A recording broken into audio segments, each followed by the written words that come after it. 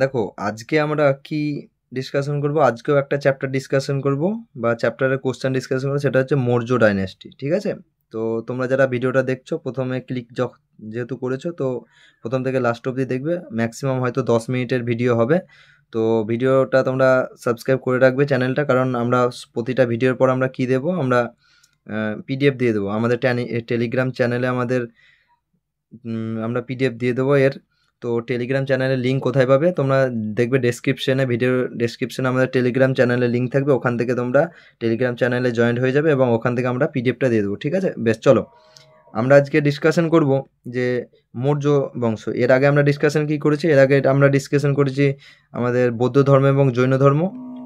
দেখো আমাদের নেক্সট প্রথম কোশ্চেন হচ্ছে মৌর্য সাম্রাজ্যের কোন শাসক সাঁচি স্তূপ নির্মাণ করেছে। দেখো মৌর্য সাম্রাজ্য, যেহেতু তোমরা জানছো মৌর্য বংশ, তো মৌর্য বংশ তোমরা জেনে রাখবে যে 321 খ্রিস্টাব্দ খ্রিস্টপূর্বাব্দ থেকে 185 খ্রিস্টপূর্বাব্দ পর্যন্ত আমাদের এই বংশটা মানে রাজ করেছে আমাদের ভারতবর্ষে। ঠিক আছে, তো এই ডাইনেস্টিটা অ্যাকচুয়ালি নন্দ বংশের পরে এসেছিল। কারা আছে? নন্দ বংশের। আমাদের নন্দ বংশের লাস্ট ছিল কে? ধনানন্দ। ওনাকে হত্যা করে, মানে চন্দ্রগুপ্ত মৌর্য ওনাকে হত্যা করে তারপর আমাদের এই মৌর্য সাম্রাজ্যটা এসেছিল। ঠিক আছে, এবং মৌর্য সাম্রাজ্যের পরেও কিন্তু আমাদের শুঙ্গ ডাইনেস্টি এসেছিল। কে এসেছিল? শুঙ্গ ডাইনেস্টি। যেহেতু মৌর্য সাম্রাজ্যে আমাদের লাস্ট যে ছিল, মৌর্য সাম্রাজ্যে আমাদের তোমরা জানো যে লাস্ট ছিল আমাদের বৃহদ্রথ ছিল মৌর্য সাম্রাজ্যের, এবং বৃহদ্রথকে হত্যা করে পুষ্যমিত্র শুঙ্গ হত্যা করেছিল এবং তারপরে শুঙ্গ ডাইনেস্টি এসেছিল। ঠিক আছে, তো দেখো আমাদের এখানে প্রথম কোশ্চেন কি বলছে।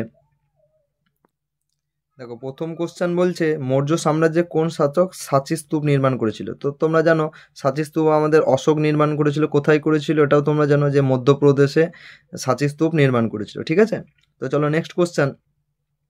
মৌর্য সাম্রাজ্যের রাজধানী কোথায় ছিল? দেখো মৌর্য সাম্রাজ্যে তোমরা সবাই জানো পাটলিপুত্র ছিল মৌর্য সাম্রাজ্যের রাজধানী। ঠিক আছে, এবং এখানে আরও যেসব আছে ইন্দ্রপ্রস্থ। ইন্দ্রপ্রস্থ জানো দিল্লির আগের নাম, আর পাটলিপুত্রের এখন বর্তমান নাম কি তোমরা জানো যে পাটনা হয়েছে। পাটলিপুত্র বিহারের রাজধানী পাটনা, তার বর্তমান নাম মানে আগেকার নাম ছিল ছিল পাটলিপুত্র ছিল। ঠিক আছে, তেমনি ইন্দ্রপ্রস্থ আগের নাম ছিল কার আগের নাম ছিল? দিল্লির আগের নাম ছিল।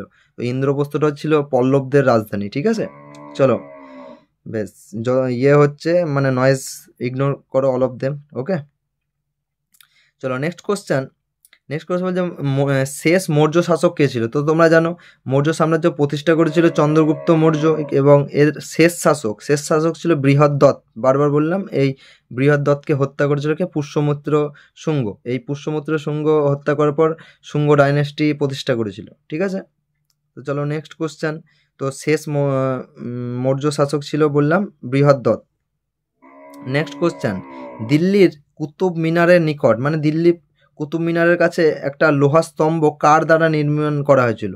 দিল্লির কুতুব মিনারের কাছে একটি লোহার স্তম্ভ কার দ্বারা নির্মাণ করা হয়েছিল? তো এটা নির্মাণ করেছিল দ্বিতীয় চন্দ্রগুপ্তের দ্বারা, দ্বিতীয় চন্দ্রগুপ্ত। এবং এই দ্বিতীয় চন্দ্রগুপ্ত তোমরা জানো কাকে দ্বিতীয় চন্দ্রগুপ্ত বলা হয়? তোমরা জানো বিক্রমাদিত্যকে দ্বিতীয় চন্দ্রগুপ্ত বলা হয়। ঠিক আছে, এবং তোমরা জানো যে স্যান্ডাক্রোটাস কাকে বলা হয়? চন্দ্রগুপ্ত মৌর্যকে স্যান্ডাক্রোটাস, আর এটা দিয়েছিল উইলিয়াম জোন্স। এই যে টাইটেলটা দিয়েছিল না, এটা উইলিয়াম জোন্স দিয়েছিল এই টাইটেলটা, চন্দ্রগুপ্ত মৌর্যকে দিয়েছিল স্যান্ডাক্রোটাস। বেশ, নেক্সট কোশ্চেন। নিম্নলিখিত ব্যক্তিদের মধ্যে কার নাম দেবনাম প্রিয়দর্শিকা বলা হয়, মানে কার নাম পরিচিত ছিল দেবনাম প্রিয়দর্শিকা? তো তোমরা জানো মৌর্য সম্রাট অশোক ছিল। মৌর্য সম্রাট অশোককে বলা হতো দেবনাম প্রিয়দর্শিকা। ঠিক আছে, আর এর যত সব মানে লেখালেখিগুলো ছিল, লেখালেখি সব ছিল ব্রাহ্মী ভাষায় ছিল। কি ছিল? ব্রাহ্মী। বেশ, আর একটা জিনিস মনে রাখবে, কততম রক এডিশন থেকে তোমরা জানো অশোকের যে কলিঙ্গ যুদ্ধ করেছিল, সেই কলিঙ্গ যুদ্ধের কথা জানায়। তোমরা এটা জানো যে 13তম রক এডিশন থেকে কলিঙ্গ যুদ্ধের কথা জানা যায়। আর কলিঙ্গ যুদ্ধটা কত সালে হয়েছিল ওটা তোমাদেরকে অনেক কোশ্চেন এসেছে এর আগেও ডাব্লিউবিতে। 261 খ্রিস্টপূর্বাব্দে কলিঙ্গের যুদ্ধ হয়েছিল। কলিঙ্গের যুদ্ধটা কার কার মধ্যে হয়েছিল? সম্রাট অশোক এবং উড়িষ্যার রাজা ছিল তখন, রাজাটার নাম ছিল খারবেল। কোন রাজার সঙ্গে হয়েছিল? খারবেলের সঙ্গে হয়েছিল। ওকে, তো দেবনাম প্রিয়দর্শিকা বললাম যে সম্রাট অশোক, মৌর্য সম্রাট অশোকের নাম ছিল দেবনাম প্রিয়দর্শিকা। বেশ, নেক্সট কোশ্চেন। মৌর্য আমলে সাহিত্যের উৎসগুলির মধ্যে ইন্ডিকা ছাড়া কোনটি বিখ্যাত? মানে মৌর্য সাম্রাজ্য যখন ছিল না, তখন 3টে বই খুবই মানে ইম্পর্ট্যান্ট বা তখনকার সময়ে ছিল। ওই মৌর্য সাম্রাজ্যের আমলে ওই বই 3টে। কি? তার মধ্যে একটা ছিল, তোমরা জানো যে মেগাস্থেনিসের ইন্ডিকা ছিল, আর তোমরা মুদ্রা রাক্ষস ছিল, বিশাখ দত্তের মুদ্রা রাক্ষস। আর এখানে যেটা আছে সেটা হচ্ছে অর্থশাস্ত্র, যে কৌটিল্যের যে অর্থশাস্ত্র ছিল না, সেটাও কিন্তু তখনকার যুগে একটা বিখ্যাত বই ছিল। বেশ, এই অর্থশাস্ত্র বইটাতে আমাদের ভারতবর্ষের প্রথম সেন্সাস সম্বন্ধেও লেখা ছিল, কিন্তু যেহেতু এটা পলিটিক্যাল রিলেটেড একটা বই, কিন্তু ভারতবর্ষের প্রথম সেন্সাস সম্বন্ধেও কিন্তু এই বইটাতেই লেখা ছিল। ওকে, সেন্সাস মানে জনগণনা, যেটা প্রতি 10 বছর অন্তর হয়, তোমরা জানো নিশ্চয়ই। বেশ, নেক্সট কোশ্চেন, নিম্নলিখিত কোনটি মৌর্য শিল্পের সর্বাধিক পরিচিত দৃষ্টান্ত? মানে অ্যাকচুয়ালি মৌর্য যুগটা সর্বাধিক কি থেকে হয়েছিল?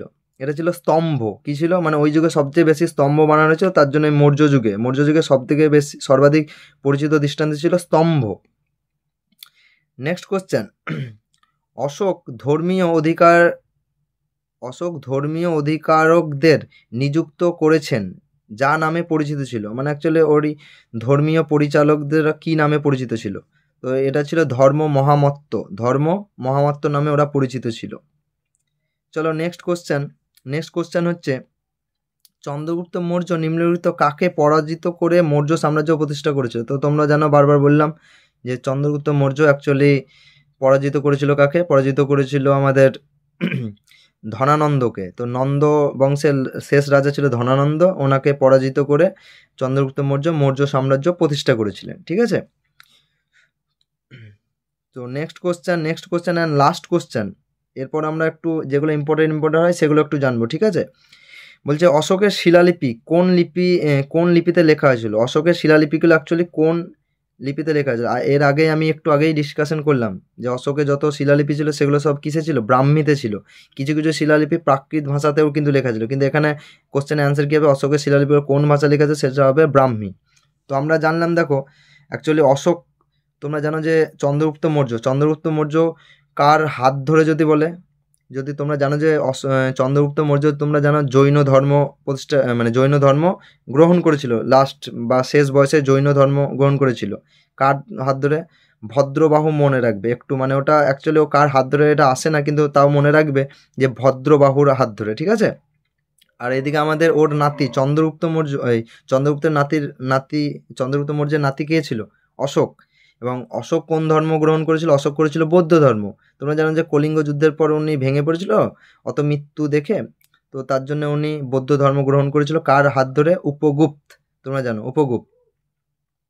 তো আর এই যেগুলো আমি আগে বললাম, স্যান্ডাকোরাটাস কাকে বলা হতো? চন্দ্রগুপ্ত মৌর্যকে স্যান্ডাকোরাটাস বলা হতো। এটা কে দিয়েছিল এই টাইটেলটা? উইলিয়াম জোন্স দিয়েছিল।